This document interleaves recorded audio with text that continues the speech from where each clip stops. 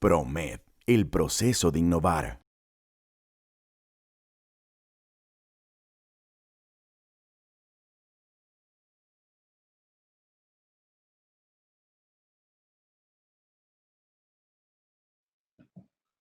Bienvenidos al plan de capacitación.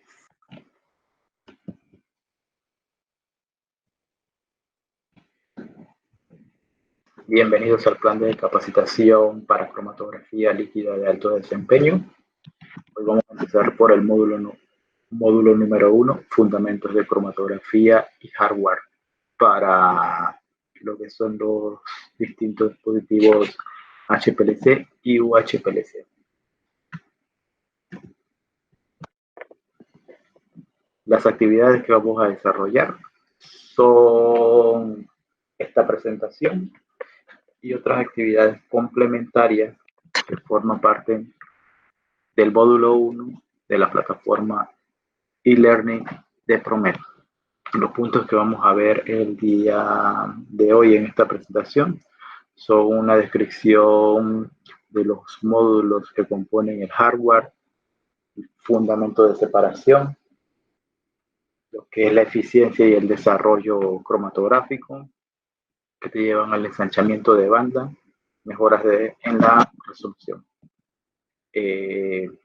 columnas y diferencias, beneficios entre los HPLC y UHPLC. Y por último, lo que son los módulos de detección para cada módulo. Los detalles de la formación y de las actividades los pueden ver en el link que está en la parte de abajo. Bien, vamos a empezar.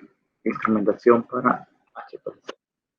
Básicamente, un cromatógrafo de alto desempeño tiene en su haber como módulo principal y más importante lo que son la bomba o las bombas, el sistema que se encarga de suministrar la fase móvil a lo largo de todo el desarrollo cromatográfico. La bomba puede tener distintos diseños. Adicional, esta bomba puede aspirar de un único solvente, de 2 solventes para hacer mezcla, de 3 y de hasta 4 solventes para ir formando distintas combinaciones de los solventes que se contienen en los distintos reservorios. Volviendo a este mismo punto, una bomba entonces puede ser de varias modalidades. Una modalidad es donde aspira de un único reservorio y en ese reservorio podemos tener nuestra mezcla de solventes o un único solvente. Nuestra bomba puede tener un sistema que le permite seleccionar de distintos reservorios y luego mezclar esos dos solventes variando su proporción o manteniéndolo igual a través de todo el desarrollo cromatográfico. Esto es lo que permite a un dispositivo de cromatografía líquida de alto desempeño hacer mezclas de gradientes. Así que en este punto es donde se encuentra, junto a la columna, la parte más esencial de la cromatografía, el suministro de la fase móvil y la columna donde ocurre la separación. Bien, esos son los dos componentes más importantes de su cromatografía. En su cromatógrafo tenemos, para empezar, lo que es el sistema de aspiración, un sistema donde se eliminan las burbujas de la fase móvil, un sistema que elimina el ruido, un dispositivo para introducir la muestra al sistema cromatográfico, un módulo en donde se estabiliza la temperatura de separación y finalmente un dispositivo de detección basado en distintas propiedades de los compuestos, distintos fenómenos que te permiten capturar información de los compuestos. Todo esto registrado en un ordenador. Bien, ya que hemos repasado de forma rápida todos los componentes y les resalté que la bomba es lo más importante, voy a enfocarme en esta presentación en esa sección del hardware.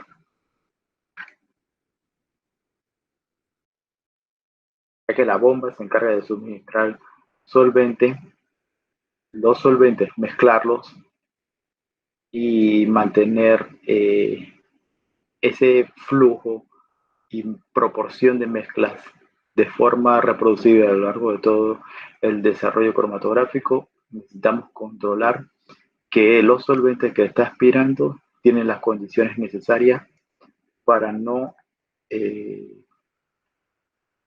causar un deterioro o algo irregular en lo que es ese suministro y aspiración de solvente. Entonces, es importante que a la fase móvil se le tengan unas consideraciones. La fase móvil y las muestras, dependiendo de su origen y su grado de pureza, pueden contener distintos niveles de impurezas. Las impurezas que más afectan a lo que es la parte mecánica del instrumento son las partículas. Entonces, la fase móvil es ideal que esté filtrada a través de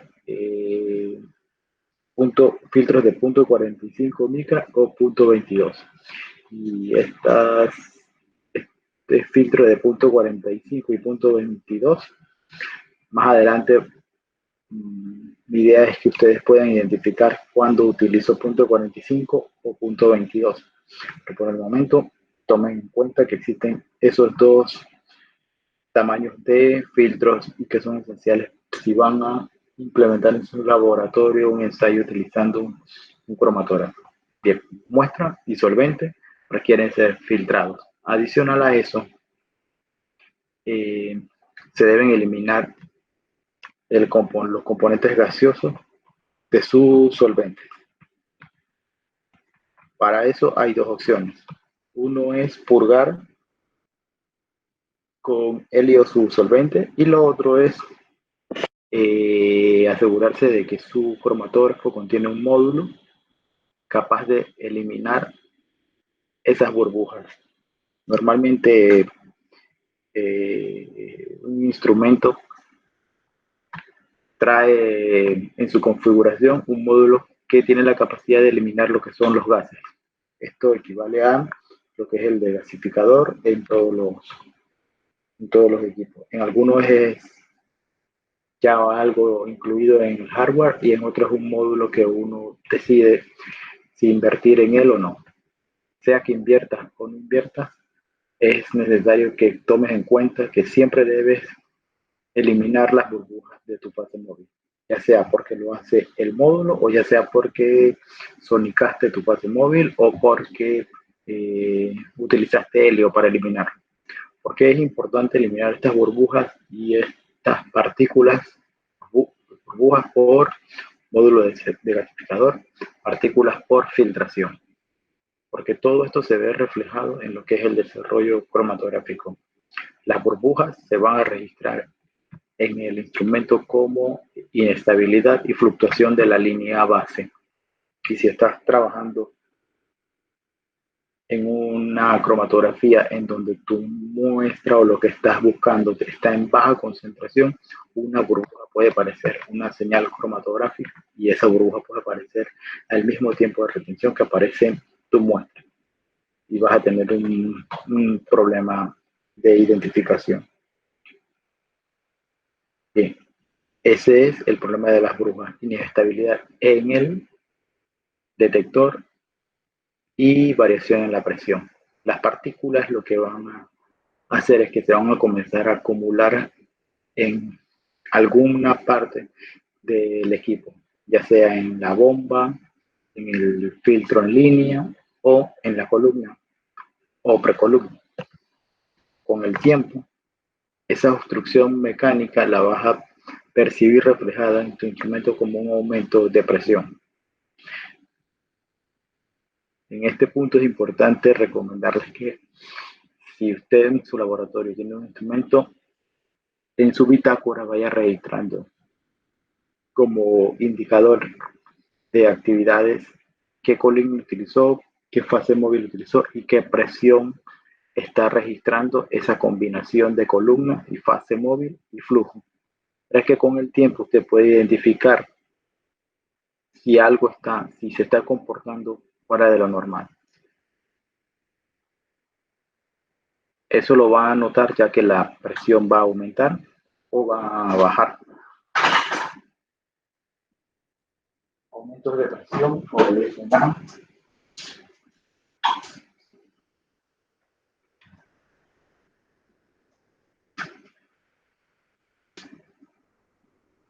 aumentos de presión obedecen a incremento de partículas en el sistema. Disminución de la presión es porque en alguna parte del equipo no se está sellando bien o tiene fugas de solvente. Bien. Para evitar esta parte de las partículas y como suministro de fase móvil, se deben adquirir solventes. Y en el mercado existen distintos tipos de pureza de estos solventes. Por ejemplo, para lo que serían solventes grado tradicional está lo que es el grado ACS, el grado espectrofotómetro, el grado trazametales. Para cromatografía lo importante es, dependiendo de qué va a trabajar, si es cromatografía líquida tipo HPLC, el CMS, o si usted va a trabajar el CMS en búsqueda de compuestos que van a estar en muy baja concentración, entonces lo ideal es utilizar un solvente adecuado para el propósito de su ensayo. Para lo que son solventes de cromatografía, el punto más importante a eliminar serían las burbujas y las partículas. Todo solvente diseñado para cromatografía de alto desempeño, sea HPLC normal o grado masas o grado trazas, todos comparten la misma característica. Hay bien caracterizado en las especificaciones del producto que los residuos tras la evaporación son muy mínimos.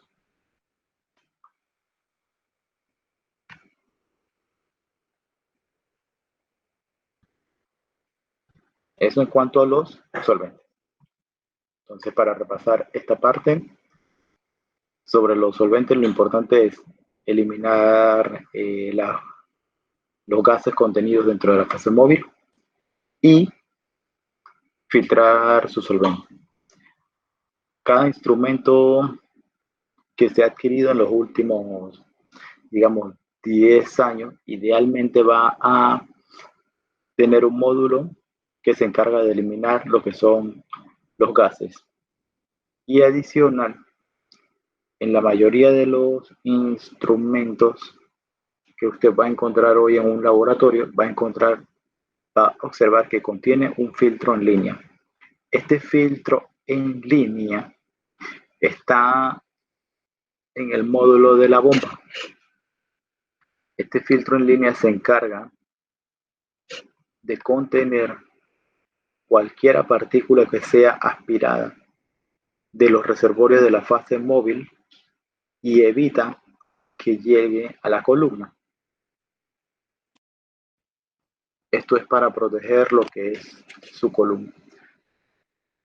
Si en la bitácora usted va percibiendo que el aumento de presión, se va a registrar en el sistema un aumento de presión, probablemente es porque en el filtro en línea se están comenzando a acumular partículas.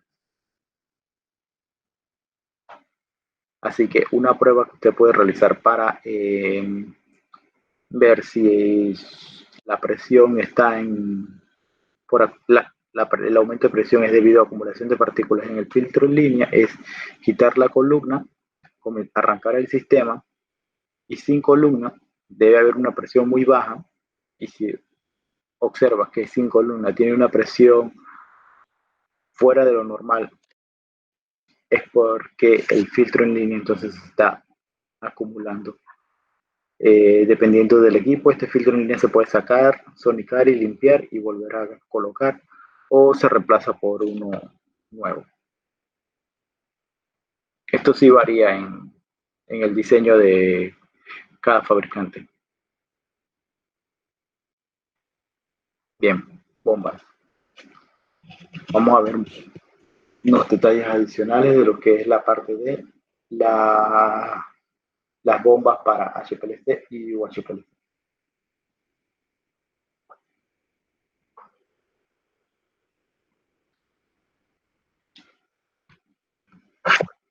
Bien, la bomba es importante, ya que todas las columnas que se usan en cromatografía, la fase estacionaria que se utiliza tiene un tamaño de partícula menor de 5 micrómetros. Este pequeño tamaño de partícula requiere que si se va a pasar solvente a través de este relleno, se utilice una bomba, y esto va a generar o requiere de una gran presión para que esta fase móvil recorra la columna.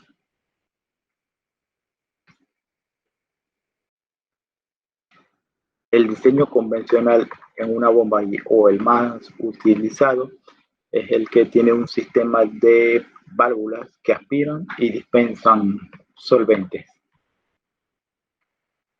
En todas las bombas siempre va a haber un movimiento mecánico en donde se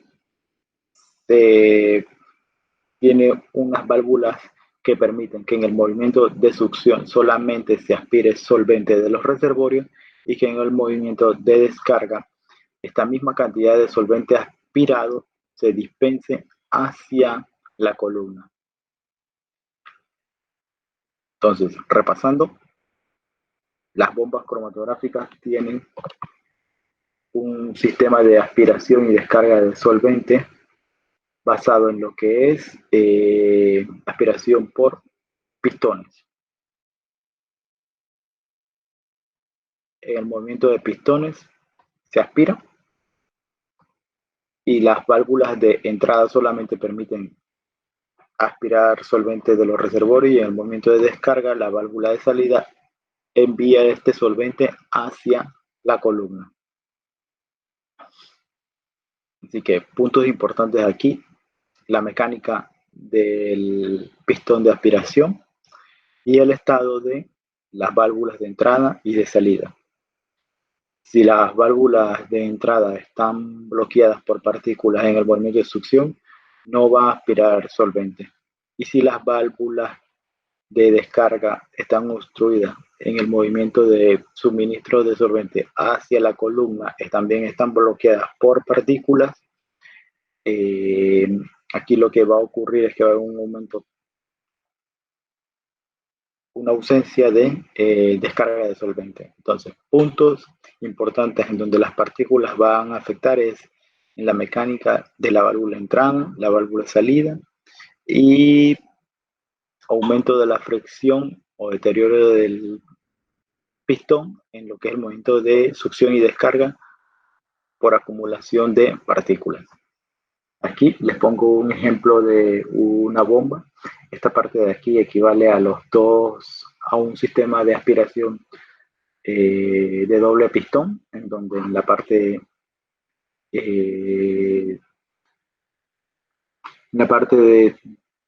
de abajo se encuentran las válvulas de entrada, y en la parte de arriba es las válvulas de entrada, y en la parte de abajo las válvulas de salida. Esta sección que ven aquí donde tengo el puntero es el filtro en línea. Aquí es donde las partículas se pueden acumular. Si hay aumento de presión, si hay una presión alta sin columna, este filtro de succión que está en esta parte se puede sacar, limpiar y volver a utilizar.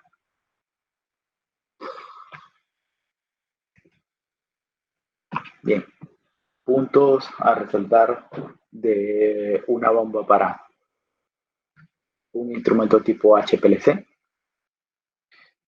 Están trabajando alrededor de una presión de 6000 psi.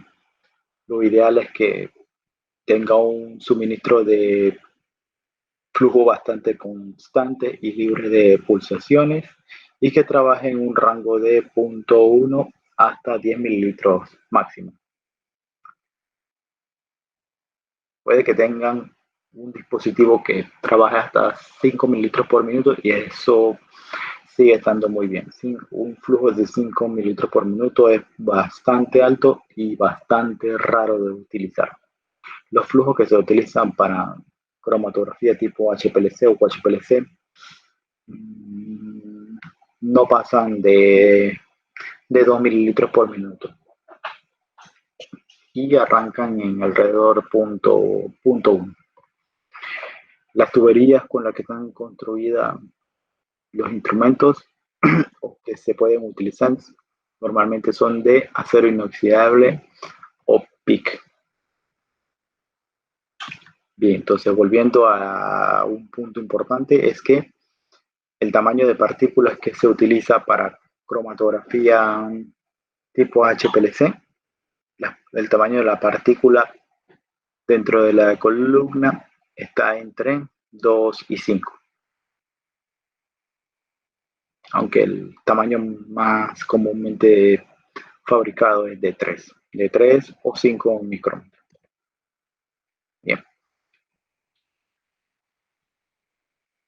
Aquí está la primera diferencia importante entre un instrumento para cromatografía HPLC y uno UHPLC, la mezcla de los solventes. Para un dispositivo tipo HPLC, la mezcla de solventes se realiza mediante un módulo capaz de seleccionar distintos tipos de solventes y ese módulo se encuentra antes de la bomba. Este módulo permite seleccionar de 2, 3 o 4 canales distintos solventes abriendo en distintos tiempos cada canal. Por ejemplo, si le pedimos al instrumento que haga una mezcla 50% un solvente y 50% otro solvente, ella en un periodo de aspiración que depende del flujo va a abrir la mitad del tiempo la línea que tiene un solvente y la otra mitad del tiempo la línea que tiene el otro solvente para crear su mezcla 50% cada solvente. Luego esos solventes pasan por la bomba y entran en un módulo de mezclado en donde esta mezcla se homogeniza y esta mezcla es la que entra a la columna cromatográfica, pasando previamente por el sistema de introducción de muestras. Bien. Las mezclas de solventes en un instrumento HPLC se realizan antes de la bomba. Para instrumentos que requieren una mayor presión, como son los UHPLC o UPLC, estas mezclas se realizan teniendo la aspiración de bombas por bombas individuales. Entonces, para un dispositivo tipo UHPLC, lo más tradicional es que esta aspiración se haga en un sistema que contiene al menos dos sistemas de aspiración. La selección de cada solvente no se realiza mediante una válvula. La aspiración de cada solvente se realiza mediante un sistema mecánico independiente. dependiendo del diseño del fabricante, puede que tenga un solo módulo que contiene dentro de él dos bombas y cada una de ellas aspira de un solvente y son mezcladas posteriormente. O cada mezcla que va a hacer requiere de una bomba individual. En esta imagen que está aquí se representa lo que es el sistema de selección de solventes, la válvula que les comenté para gradientes de baja presión. Y para gradientes de baja presión, instrumentos tipo HPLC, le vamos a dar como valor de presión unos 6.000, 7.000 PSI. Es lo máximo que van a... Es la máxima valor de presión para la especificación de un instrumento tipo HPLC. Y normalmente lo que va a ocurrir es que la mezcla de solventes la realiza mediante una válvula seleccionadora de flujo. Y esa válvula seleccionadora de flujo siempre está antes de la bomba. A diferencia de un instrumento tipo UHPLC, en donde cada solvente viene de una bomba y luego se mezclan para entrar al equipo. Bien, esto sería un generador de gradiente de baja presión.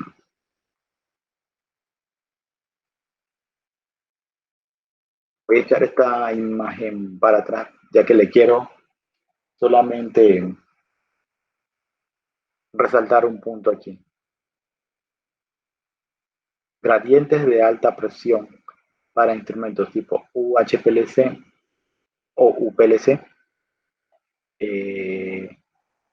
La configuración del hardware del instrumento que va a generar presiones mayores de 6.000 puede venir de un módulo que tiene internamente dos bombas o que se configuren dos bombas individuales.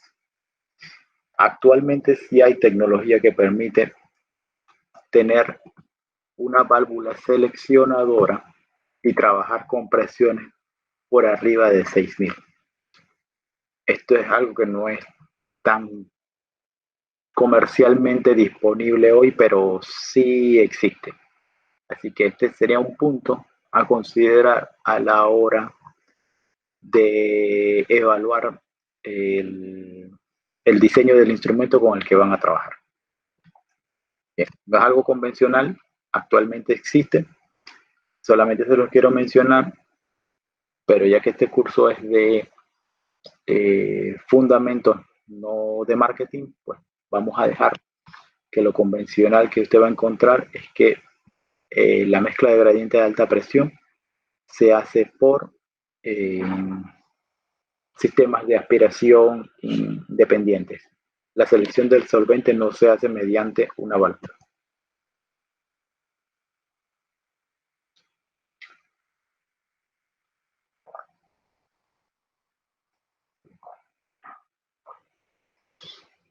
Continuamos. Bien. ¿Qué diferencias hay? ¿Cuáles son las primeras diferencias que le quiero comentar entre el hardware para un dispositivo HPLC o UHPLC? Es que ya que el hardware entre uno y otro es para UHPLC más complejo que el de HPLC, la diferencia en costos de inversión y mantenimiento y desgaste de piezas son diferentes. En el caso de que el hardware es más grande, va a requerir más consumibles y va a requerir una mayor cantidad de tiempo para limpieza y mantenimiento.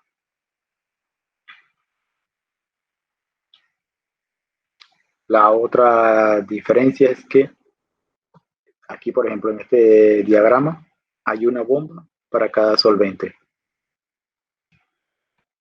En el diagrama anterior hay una bomba y una válvula seleccionadora. Aquí se le tendría que dar o invertir en adquirir bombas individuales y un mezclador. Una bomba para cada solvente. Entonces, aquí, a diferencia del dispositivo tipo HPLC, en donde solamente se adquiere una bomba y una válvula seleccionadora, acá se tienen que adquirir dos bombas. Así que los costos de mantenimiento y de inversión de adquisición son diferentes. Ahora les muestro un ejemplo de lo que serían configuraciones. En este primer módulo es el ejemplo de la configuración en el comité, que dentro de un módulo vienen dos unidades de aspiración.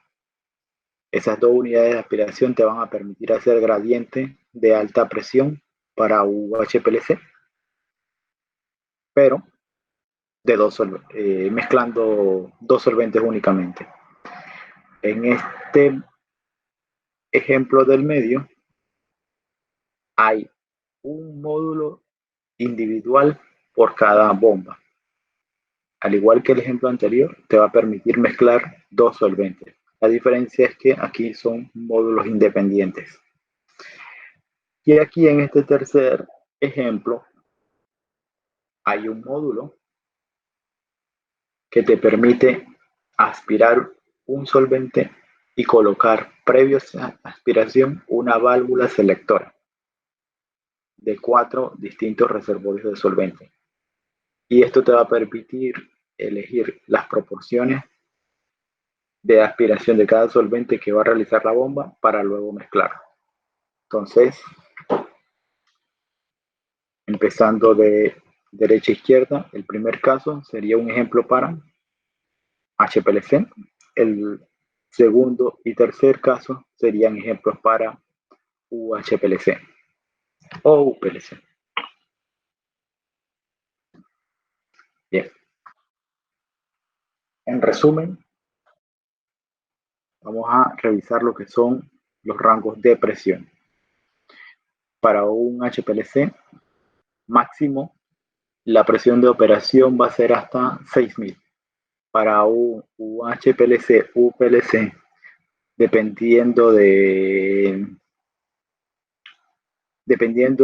esto, aquí sí entra en acción lo que es la presentación comercial del producto por cada fabricante.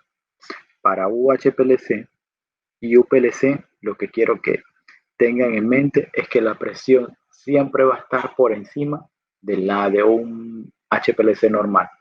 Si HPLC normal es hasta 6000, pues para que sea un dispositivo UHPLC o UPLC, la presión debe estar muy por encima de ese trabajo, de ese rango de trabajo. Y no significa que ese instrumento solamente opera por encima de esas presiones. Significa que su rango de trabajo es más grande. Un dispositivo HPLC, digamos que puede trabajar en presiones desde 100 PSI hasta 6000. Ese es su intervalo de trabajo. Aquí en esta imagen ven que para UHPLC va hasta 15000. Eso significa que él puede trabajar en una presión desde 100 PSI hasta 15000. Su intervalo de trabajo es más grande. Y un UPLC es el mismo caso. Entonces, aquí lo importante es identificar cuál es el rango de presión en el que opera cada tipo de instrumento. Asociado a esos valores de presión, y algo que vamos a ver más adelante, la idea de desarrollo de estas tecnologías que trabajan a mayor presión es disminuir los tiempos de trabajo, disminuir el consumo de solvente y utilizar menor cantidad de muestra y de solvente. Entonces, para un HPLC normal, los flujos de trabajo oscilan entre 1 y 2. Para lo que es cromatografía tipo UHPLC o UPLC, los flujos de trabajo siempre van a ser menores a 1. Bien, HPLC y UHPLC. Variedad o diferencia importante, el hardware, cómo se mezclan los solventes y los valores de presiones a los que trabajan. La razón por la que estas diferencias de presiones son necesarias es debido al tamaño de partícula que utiliza cada dispositivo. Para cromatografía normal tipo UHPLC, al principio vimos que el tamaño de partícula iba entre 2 y 5.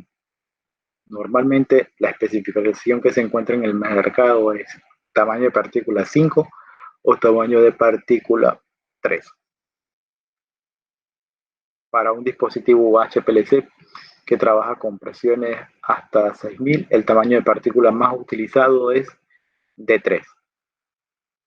Y la combinación o la presión que genera o de trabajo para esas partículas no va a superar normalmente los 6000.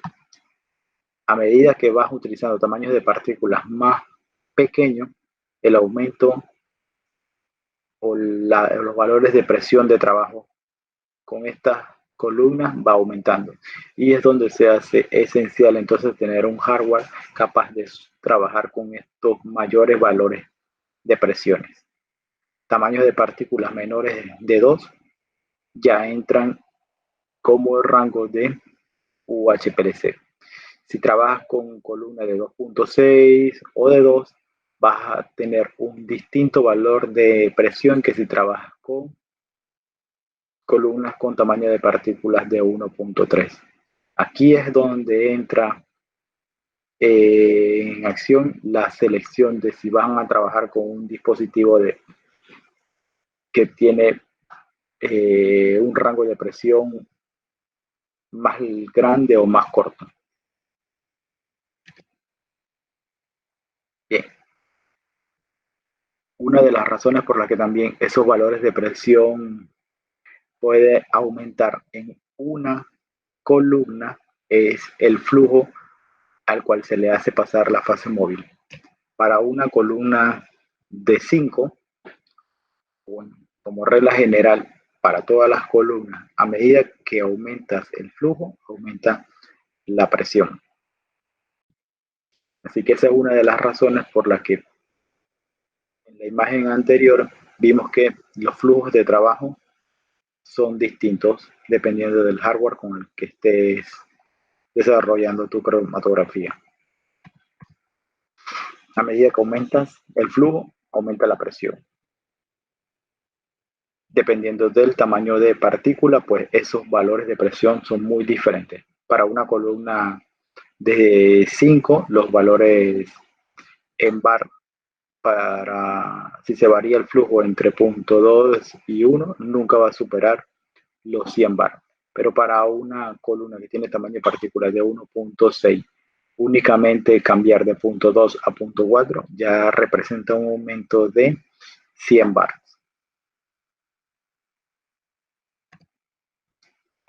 Tamaños de partículas, flujos y velocidades de flujos son puntos importantes que hemos visto hasta ahora. Y ahora vamos a ver cómo afecta eso en lo que es el desarrollo cromatográfico, en lo que es lo que ustedes están aspirando a obtener con su instrumento, una mejor separación de los componentes de su muestra.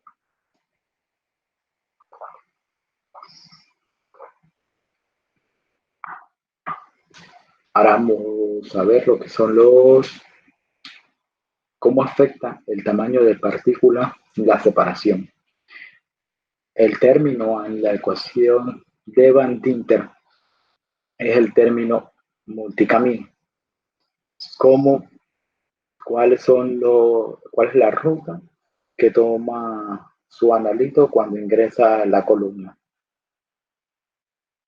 Dependiendo de de qué tamaño son los espacios y de qué tan complicado es recorrer ese camino, le va a tomar al analito también distintos tiempos alcanzar el detector.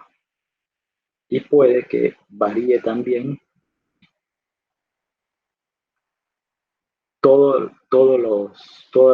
las moléculas de su compuesto. También va a afectar que todas las moléculas de su compuesto alcancen el detector en distintos tiempos. Bien, ahora de nuevo, término A de la ecuación de Van Dinter es el término multicaminos.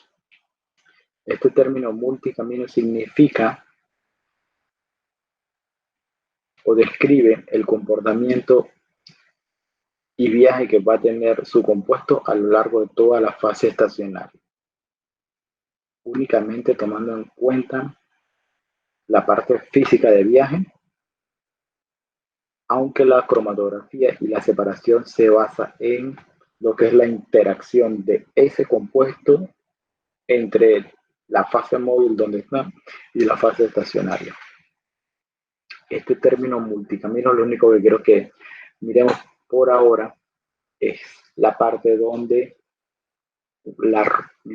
cómo se afecta su ruta de viaje a lo largo de la columna y cuánto tiempo le va a tomar a alcanzar el detector. Y con esto no me estoy refiriendo puntualmente a la interacción que hay entre el compuesto con la fase estacionaria y su distribución entre la fase estacionaria y la fase móvil. ¿Cómo afectan que las moléculas de su compuesto no alcancen el detector al mismo tiempo o que la alcancen en distintos tiempos? Si su muestra está recorriendo un camino muy irregular, las distintas moléculas van a tomar distintos caminos y van a alcanzar el detector en distintos tiempos. ¿Cómo se refleja eso en el cromatograma? Pues hay una detección de la señal que dura mayor tiempo registrarlo. Entonces, como no todos llegan al mismo tiempo, primero van llegando uno, luego llegan la mayoría y después llegan los que están más atrasados, porque todos tomaron distintos caminos. Pero la mayoría tomó un camino principal. Eso se refleja en lo que es la forma de su señal cromatográfica. Un pico con forma gaussiana, pero ese pico le toma una cantidad de tiempo bastante grande y por eso el pico se ve. Por eso la señal cromatográfica tiene una duración de tiempo bastante larga. Ahora, si el tamaño de partículas que ustedes tienen en su columna es muy pequeño, muy uniforme, le va a tomar, van a tener caminos muy, muy parecidos y las moléculas del compuesto que está detectando van a llegar casi siempre todas al mismo tiempo. Como van a llegar casi todas al mismo tiempo, el tiempo de adquisición o el tiempo que alcanza el detector es bastante corto, a diferencia del de abajo, que un pico sea más ancho que otro, significa o lo representamos como una eficiencia de pico. Entre más ancho está, mayor es su ensanchamiento de banda. Entre más estrecho es, mayor es la eficiencia de la columna. En esta imagen de la izquierda se puede ver una imagen del ancho del pico para HPLC, UHPLC y UPLC. Como ven, como vimos en la imagen anterior, la diferencia entre UPLC y UHPLC es los valores de presiones en que trabajan. Así que tenga un nombre o tenga el otro, lo esencial siempre es fijarse el valor en que trabaja ese instrumento. Y aquí sí les quiero comentar que UPLC es una marca registrada. solamente está disponible para un fabricante. Pero eso no significa que los demás fabricantes no trabajen en esos rangos de presiones. Y esa es la razón por la que les digo, más que los nombres, fíjense en los rangos de operación de trabajo de cada instrumento. Algo que sí es fijo para todos es que el dispositivo comercial fabricado con nombre HPLC no va a tener un valor de presión de trabajo superior a 7000 PSI. Van a encontrarlos entre 6000 y 7000.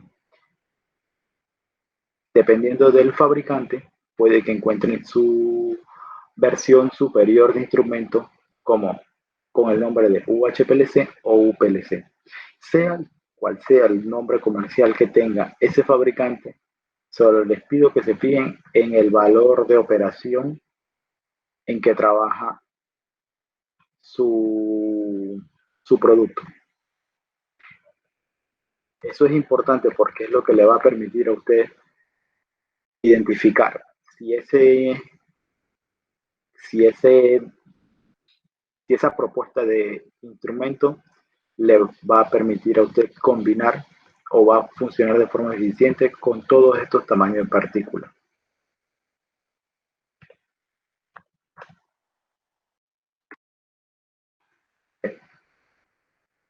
Volviendo al tema acá, la diferencia entre la imagen de arriba y la imagen de abajo es que la señal cromatográfica de arriba tiene una mayor eficiencia y el pico de abajo tiene, con respecto a la señal de arriba, tiene un gran ensanchamiento de banda. A medida que aumenta la eficiencia, aumenta la resolución entre dos señales. Si observan a simple vista la resolución o el grado de separación entre la señal de arriba, no es la misma que el grado de separación que la señal de abajo. En el cromatograma de arriba, las dos señales están perfectamente separadas hasta la base, así que hay una completa resolución. En la señal de abajo, el pico cromatográfico demora tanto en salir que casi alcanza al segundo. Así que una forma de aumentar la resolución entre picos es aumentar la eficiencia de su cromatografía. Eficiencia. La eficiencia la podemos percibir en una columna mirando lo que es la cantidad de número de platos teóricos.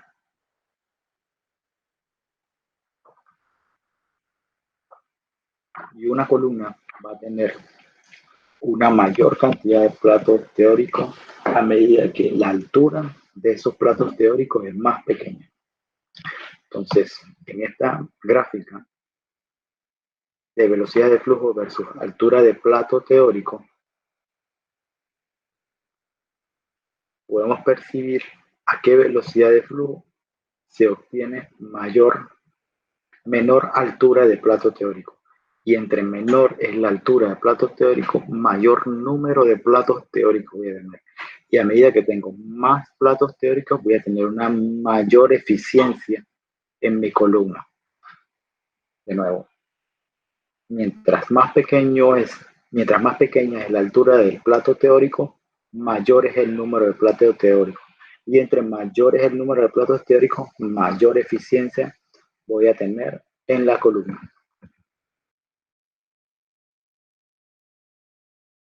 Ahora, volviendo a las columnas para HPLC o HPLC. Aumenta la eficiencia al disminuir la altura del plato teórico, que permite obtener mayor número de platos teóricos. Si la eficiencia es mayor a medida que la altura del plato teórico es menor, pues en estos dos cromatogramas se puede inferir que la altura de plato teórico en el cromatograma de arriba es menor lo que le permite a esa columna tener un mayor número de platos teóricos. Y ese mayor número de platos teóricos es lo que permite obtener estos picos con mayor eficiencia. Y si esos picos están cercanos a otros, al aumentar la eficiencia, aumenta la resolución entre esos picos. Bien, volviendo a la ecuación de Van Dyncker, ¿cómo varía la altura del plato teórico dependiendo del tamaño de partícula? La anterior era cómo variaba la presión con el tamaño de partícula. En la anterior, a medida que aumentaba el flujo, aumentaba la presión. Aquí, a medida que disminuye el tamaño de partícula, disminuye la altura del plato teórico. Y entre más pequeño es el plato teórico, mayor número de platos teóricos va a tener la columna, lo que va a generar que su eficiencia aumente. Entre menor es el tamaño de partícula, mayor número de platos teóricos. Columnas con tamaño de partícula menores a 2 ya entran en el campo de lo que son los comercialmente conocidos UHPLC, UFLC o UPLC. Son nombres comerciales. Recuerden, mi mensaje en esta presentación es: observen las presiones o los rangos en que trabajan cada uno de los diseños de instrumentos comerciales.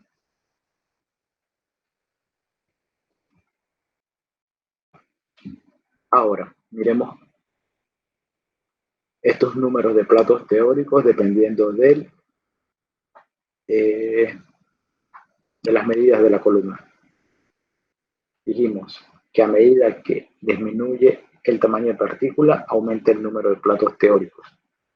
Por lo tanto, una columna que tiene una longitud de 15 centímetros y tiene un tamaño de partícula de relleno de 10, va a tener alrededor de unos 7.000 platos teóricos.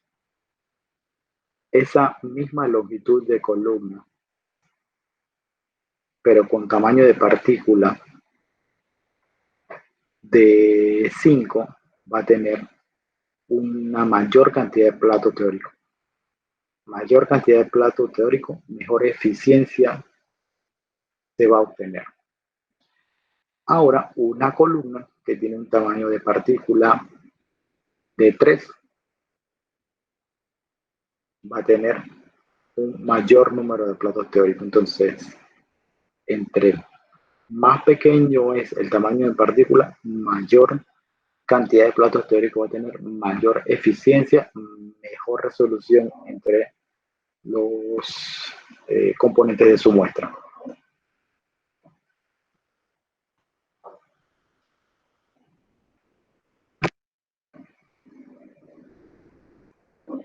Bien, la gráfica anterior era de tamaños de partículas muy, muy grandes. Ahora miremos más hacia abajo. La diferencia en la ecuación de Van Dyncker entre tamaños de partículas de 1.8 y 1.8 ya entra en el rango de UHPLC, UPLC, 3.5 y 5. La altura del plato teórico menor en esta gráfica es la de 1.8. Así que entre menor es la altura del plato teórico, mayor número de platos teóricos, mayor eficiencia, mejor resolución entre compuestos.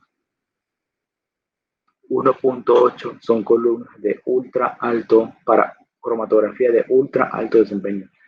Alta separación, señales cromatográficas con picos con mucha eficiencia, y si están cercanas a otras señales, pues va a haber una mejor resolución. Pero estos tamaños de partículas estos pequeños tamaños de partículas requieren de un hardware capaz de soportar, trabajar las presiones en las que operan este tipo de columnas. La diferencia entre trabajar cromatografía con tamaños de partículas muy pequeños es que el hardware es diferente, ya que debe soportar distintas presiones. Beneficios: tiempo más corto, menor gasto de solvente y mejor resolución entre compuestos debido a que la eficiencia de las columnas utilizadas es muy superior. Y la eficiencia está basada en la cantidad de platos teóricos que tiene esa columna, y para que ese número de platos teóricos sea alto, la altura del plato teórico debe ser baja. Un cromatograma quinto para ya darle una forma a los resultados que se obtienen por cromatografía tipo HPLC versus UHPLC, UPLC o UPLC. Es misma inyección de muestra, separación de los 5 componentes en 15 minutos y para tamaños de partículas más pequeños, 0.6 minutos. Aquí la separación ocurre en una columna con tamaño de partícula de 5 y la otra es de 1.8. Acá abajo pueden ver que la diferencia de impresión que se genera es bastante diferente entre ambas. Así que esto sería lo que se obtiene al realizar una separación de una misma muestra en dos distintos tipos de hardware, y esos distintos tipos de hardware obedecen a que el tamaño de partícula en la columna utilizada para la separación es bien diferente. Y este es el ejemplo que les decía de trabajar una separación en donde hay dos compuestos muy cercanos. Si se aumenta la eficiencia, se aumenta la resolución. Aquí la separación entre estas dos señales en el cromatograma de abajo, la resolución es superior a la del cromatograma de arriba. La diferencia es distintos tamaños de partículas. Y aquí, este tamaño de partículas es de 2.7. Si se emplease o se corriese esta misma muestra con una columna con menor tamaño de partícula, pues la resolución seguro ya aumentaría hasta el valor de separación total.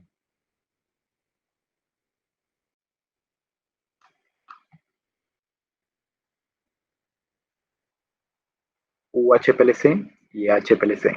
Diferencias vistas hasta ahora: tamaños de partículas de la columna, para rangos de presión de trabajo, hardware de bombas diferentes, y veamos qué más deben tener diferentes esos distintos sistemas.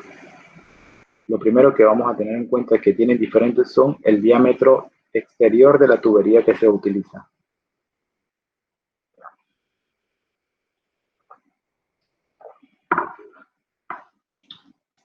Bien.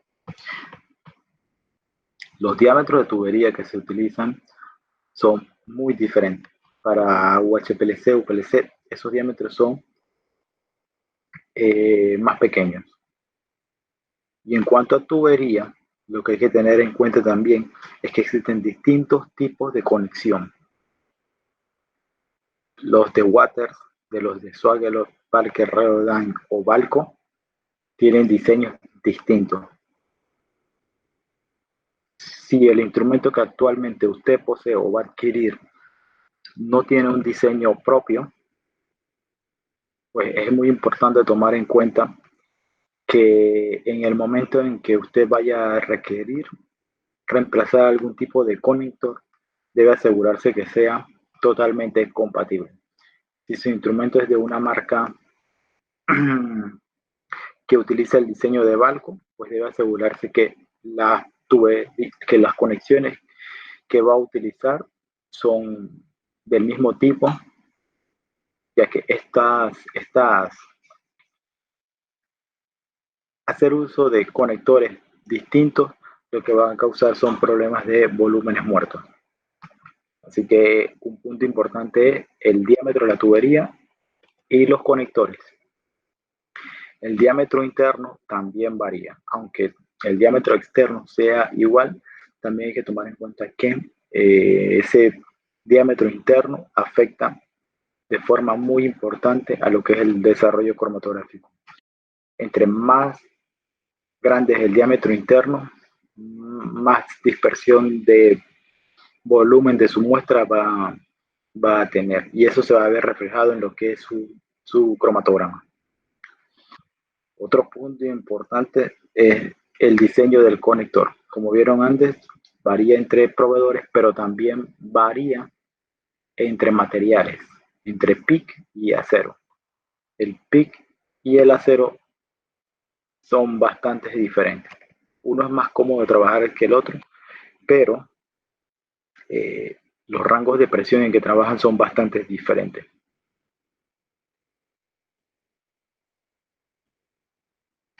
Entonces esta imagen de aquí es lo que le quería mostrar. Si los conectores son diferentes, pues va a dar origen a espacios que no están ocupados, lo que le va a causar a usted volumen muerto.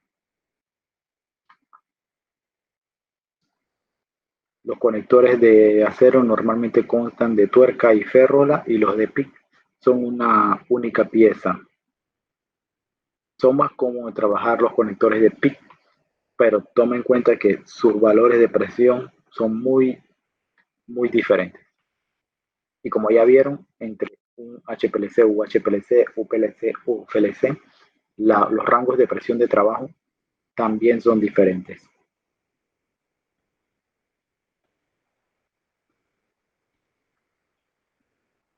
Bien, en esta imagen les quiero mostrar una lista de los distintos tipos de combinaciones que hay para tubería PIC. Y les pido que observen los valores de presión máximos que soporta cada uno de esos distintos tipos de tubería. Y al lado está el valor de presión en el que trabaja los HPLC, UHPLC o UPLC. Con esta imagen lo que les quiero mostrar es lo que están percibiendo, donde solamente puedo utilizar tubería PIC y donde ya no me va a funcionar la tubería PIC. Entonces, en función de las bombas, de forma resumida los puntos, es importante eliminar partículas antes de introducir al equipo. El instrumento ya tiene un dispositivo para eliminar lo que son las burbujas, un filtro en línea. La mezcla de solventes se puede realizar por una válvula que esté antes de la bomba, o la mezcla de solventes se puede realizar por distintos tipos de bombas. Los tamaños de partículas que se utilizan en su columna, los tamaños de partículas de la columna que va a utilizar determinan el hardware que usted va a requerir en base a la presión que genera cada una de estas columnas. Sistema de introducción de la muestra. Normalmente un dispositivo que trabaja muy alta presión, la única forma de introducir la muestra es de forma automatizada. Para un HPLC normal, el sistema de introducción puede ser manual, pero cuando se trabaja a tan altas presiones como los hardware de UHPLC, pues el sistema de introducción automatizado es esencial. Los beneficios de tener un sistema de inyección automatizado es el volumen de introducción es reproducible, ya que lo realiza un dispositivo, puede controlar la temperatura a la que está la muestra, te evita exponerla a la luz, se puede automatizar toda la inyección de una gran cantidad de muestras y patrones, se gana mucho en lo que es la reproducibilidad de la inyección, y la aguja se lava automáticamente, o el sistema de introducción de la muestra siempre tiene un lavado automatizado, lo que evita que se le acumule a usted en inyección de la siguiente muestra restos de la muestra anterior. Otra de las funciones que tiene, o de los beneficios que tiene tener un sistema automatizado de introducción de la muestra, es que puede tener la capacidad de realizar diluciones de muestras o diluciones de patrones. Esto le va a permitir a usted preparar secuencias en donde solamente coloca su solución madre, su diluyente, y el instrumento le va a realizar a usted las diluciones y le va a construir lo que le va a construir su recta de calibración. Si su muestra está por encima del valor máximo de su recta de calibración, pues también se le puede pedir que la diluya y la vuelva a reprocesar. Esta es una función extra o beneficio extra de tener un sistema de introducción de muestra automatizado. Termostatos y columnas.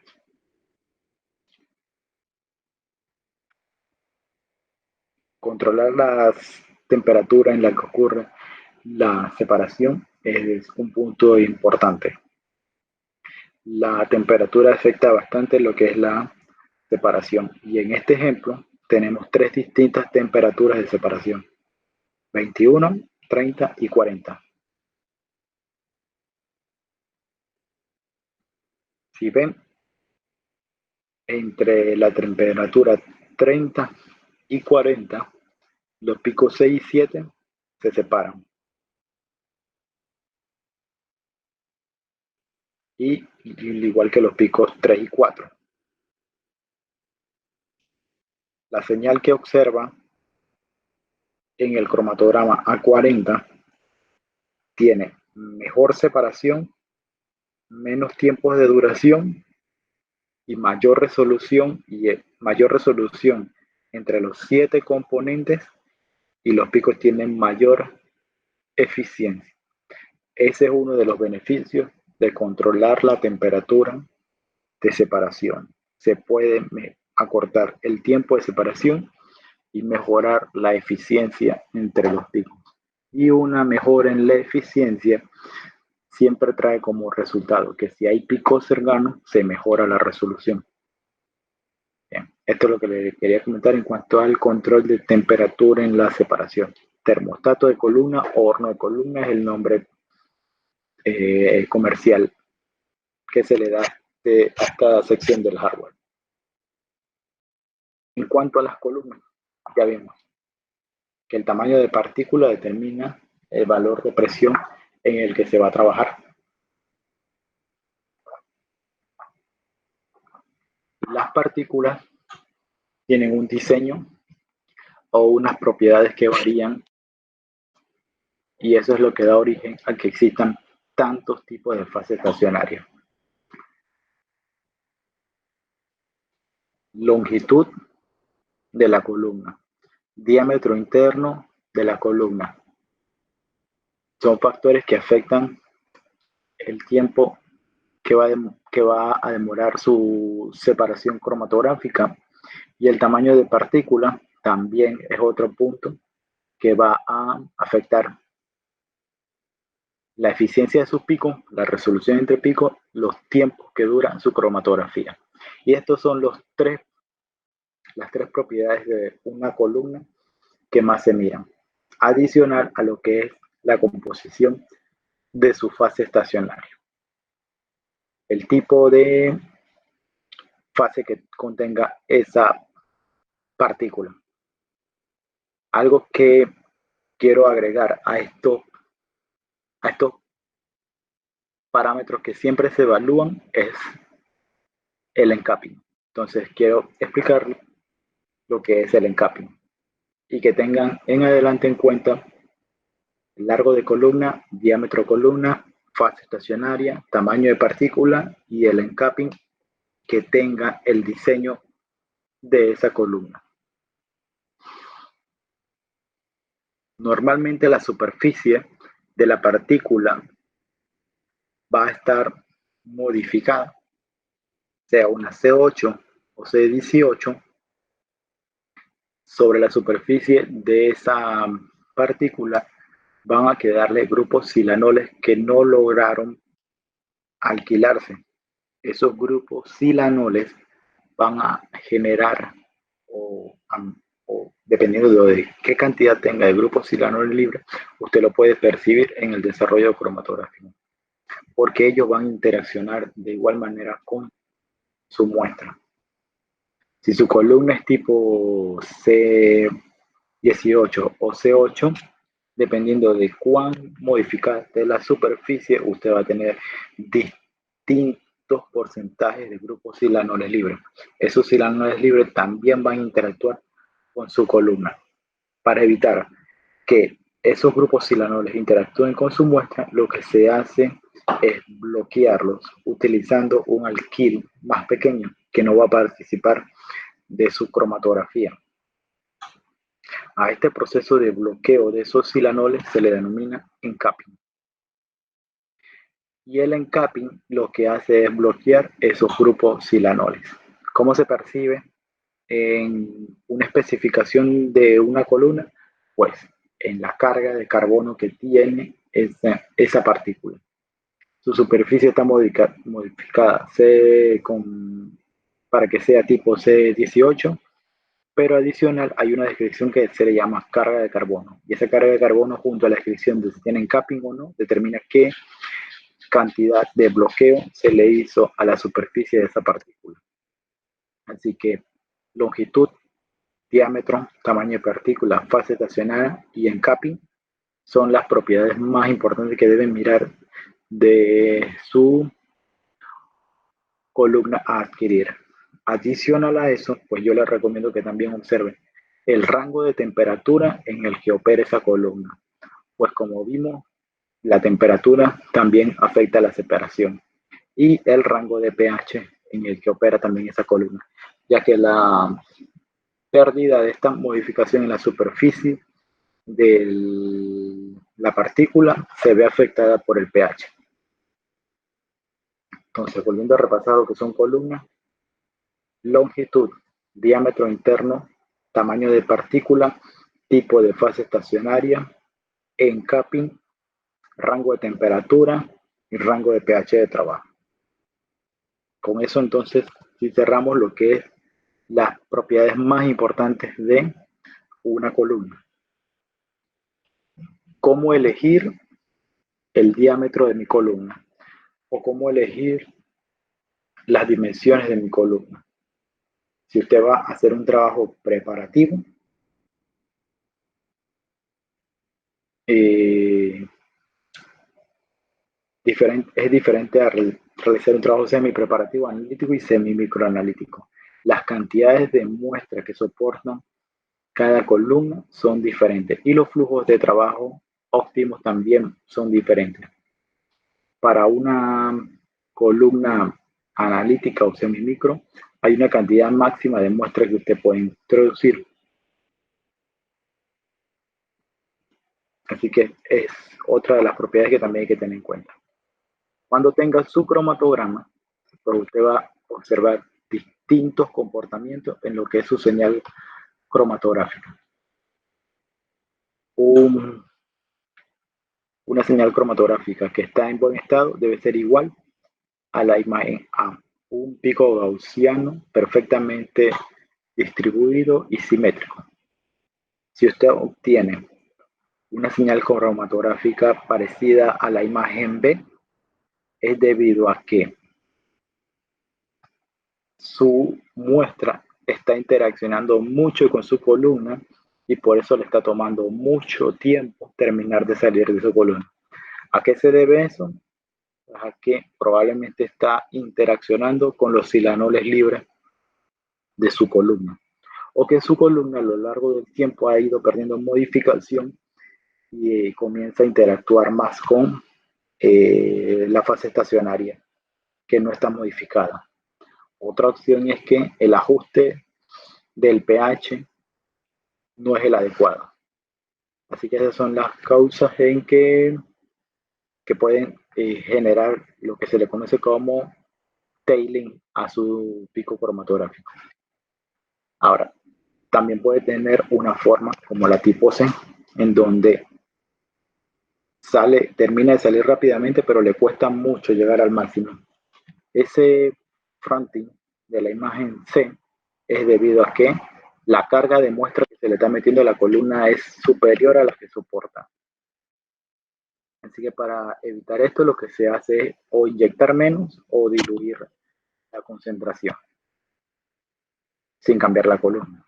Si no, otra opción es cambiar a una columna que soporte mayor carga de muestra. En función de lo que son las partículas, pues siempre es recomendado utilizar lo que son precolumnas. Precolumnas hay de distintos tipos de diseño. Elegí esta imagen pues porque me gusta este diseño en donde ya trae incluido el capilar, la tuerca y la férula, y lo único que hay que hacer es cambiar el cartucho. Pero como ya vieron en unos slides anteriores, el conector es esencial en su cromatografía. Así que siempre hay que tomar en cuenta que si voy a utilizar una precolumna, el conector que va a utilizar es totalmente compatible con la columna que va a utilizar. Así que aquí entra en juego el conector que va a la columna y el conector que entra a la precolumna. Punto importante a tomar, ya que existen distintos tipos de conectores y el diámetro de la tubería que utiliza. Detectores.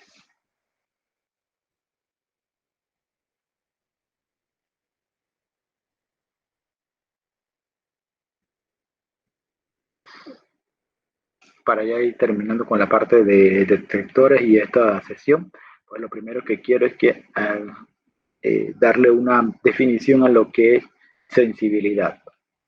Y sensibilidad es la respuesta de un dispositivo que es proporcional a la concentración de la muestra, que es proporcional a la concentración del componente en una muestra que eluye del sistema cromatográfico.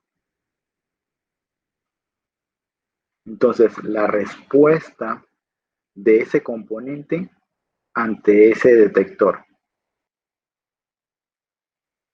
Y eso, lo que les quiero decir es que no siempre debe ser interpretado como un límite de detección. La sensibilidad está probada principalmente en un compuesto puro, en un solvente, sin tomar en cuenta una matriz. Esa sería la principal diferencia para no tomarlo en cuenta como valor de límite de detección para un método. La sensibilidad del detector no va a ser siempre la misma para un único compuesto, ni tampoco puede ser tomada como un valor de referencia para todas las muestras que procese con ese instrumento y ese detector. Por ejemplo, para un detector UV que responde a la absorción de grupos cromóforos, y esos cromóforos pueden tener distintos oxocromo y distintos tipos de conjugaciones, pues por ejemplo, si se preparan 3 soluciones de estos 3 compuestos y se preparan a la misma concentración, se inyectan y se registran sus áreas, no siempre van a tener, los 3 van a tener distintas áreas, distintas alturas, aunque tengan la misma concentración. Eso es debido a que la respuesta de cada uno de esos compuestos en ese detector es diferente. Entre mayor sea la propiedad a la que responde, mayor va a ser la señal. Detectores. El detector más popular es el DV. Es bastante lineal, funciona muy bien para cuantificar, tiene un rango de longitud de onda de trabajo. Hay de distintos tipos donde se puede monitorear una longitud de onda o dos, o hay de los tipos en donde se pueden registrar varias longitudes de onda al mismo tiempo. Característica del analito es que tenga la capacidad de absorber luz UV. Aquí hay dos ejemplos de dos compuestos. Uno, un perfecto candidato para detección por un HPLC con detector ultravioleta, y el otro solamente tiene un grupo carbonilo que va a tener muy poca, va a generar muy poca señal en este detector. Así que dependiendo de lo que se está buscando, de las propiedades de su compuesto, pues se debe elegir cuál es el detector que va a dar una respuesta adecuada o que lo va a poder ver. En el caso anterior, el compuesto de la izquierda no es buen candidato para detección UV. Así que hay que buscar una alternativa. Para ello están los detectores universales tipo índice de refracción y detector de dispersión de luz evaporativa, en donde el primero obedece al principio de que las lecturas se basan en la reducción de la velocidad de la luz al propagarse en un medio homogéneo.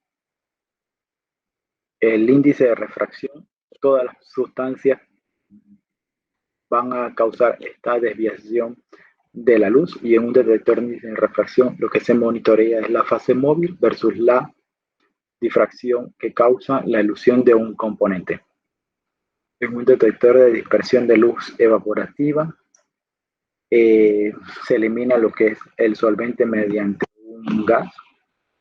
El solvente debe ser más volátil que el compuesto, por lo que a la sección de lectura solamente va a llegar el compuesto, y a medida que esté presente pues va a causar una mayor dispersión de la luz.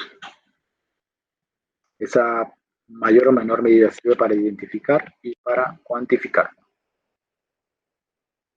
Un detector de fluorescencia, la diferencia con el detector UV es que se aumenta la selectividad, ya que si un compuesto se excita a una longitud de onda, su longitud de emisión para ese compuesto ya está completamente caracterizada. Así que si es el compuesto que se está buscando, debe excitarse con una longitud de onda específica y él debe emitir una respuesta específica. En estos detectores, la información que se introduce es longitud de onda de excitación y longitud de onda de emisión. Deben concordar ambas y varía de compuesto en compuesto. Por eso la selectividad es superior. En un detector electroquímico, lo que se hace es utilizar las propiedades de oxidarse o de reducirse de un compuesto. Por ejemplo, este compuesto tiene distintos grupos funcionales. Algunos se pueden reducir y otros se pueden oxidar. Dependiendo del voltaje que se aplique, va a ocurrir o una oxidación o una reducción. Los detectores electroquímicos funcionan en dos principales distintos modos: voltamétricos y amperométricos, y te permiten realizar adquisiciones de datos por aplicar una corriente continua, y dependiendo del valor que apliques, pues lo que estás buscando se va a oxidar o se va a reducir. Que hagas un scan en donde aplicas voltajes distintos y puedes registrar qué se oxida y qué se reduce. Y una tercera opción es donde controlas los pulsos. Esta adquisición de control de pulso es necesaria cuando en el proceso de oxidación o reducción tu muestra se deteriora tanto que necesitas en la lectura agregar un paso de limpieza. Así que se hace una programación de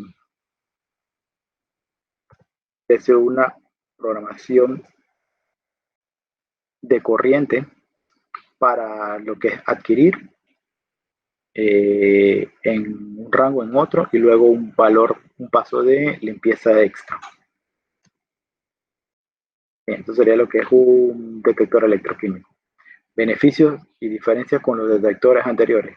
Los rangos de concentración en el que trabaja son muy inferiores a los que puede percibir un detector UV.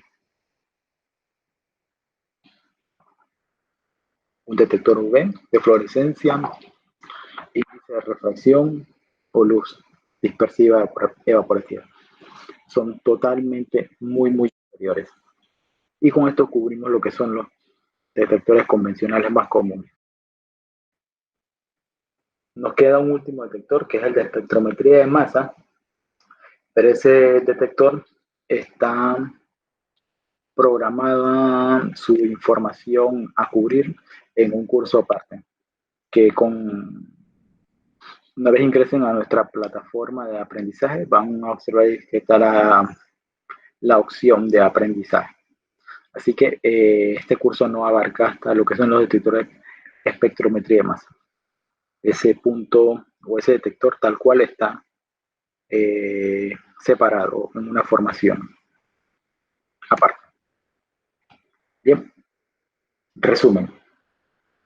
Ya vimos lo que hay que, consideraciones hay que tener de la fase móvil, los puntos importantes de la bomba, cuál es el hardware necesario si va a trabajar a baja o alta presión para HPLC normal o UHPLC, UPLC, UFLC, beneficios de la inyección de la muestra, cómo afecta el tamaño de partículas en la decisión y en la cromatografía, adicional cómo afecta la temperatura de separación, cómo afecta la temperatura a la separación, las propiedades de la columna, eficiencia, ensanchamiento de banda, altura de plato teórico, número de platos teóricos y los detectores que comúnmente más se utilizan, dejando por fuera lo que son los detectores de espectrometría de masa.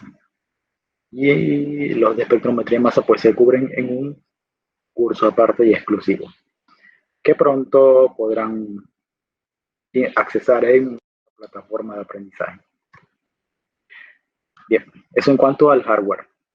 Comentarios finales, pues en esta imagen de aquí vemos que el ensanchamiento de banda y la eficiencia es diferente para HPLC que para UHPLC u UPLC. Se gasta menos tiempo, corridas más rápidas, menos consumo de solvente en estas distintas tres opciones. Los flujos son diferentes, los diámetros son diferentes, los conectores son diferentes, los tamaños de partículas generan distintos valores de presión, por lo que se hace necesario tener distintos hardware. Esta sería la diferencia entre la cromatografía en un HPLC convencional y en un UHPLC. Ahora pues agradezco a todos los que han escuchado esta presentación y pues espero que tengan una mayor claridad en lo que son los cromatógrafos. Y para los que ya tienen su instrumento, pues observen en detalle las especificaciones de lo que tienen. Quizás tienen más de lo que necesitan, así que ya saben que pueden abarcar más. Y para los que van a adquirir, pues tomar en cuenta todas estas diferencias, ya que alguien que sabe lo que va a adquirir es alguien que el conocimiento es mucho poder. Y para mí, un consumidor informado, para mí, para otra persona, un consumidor informado tiene mucho poder. Gracias.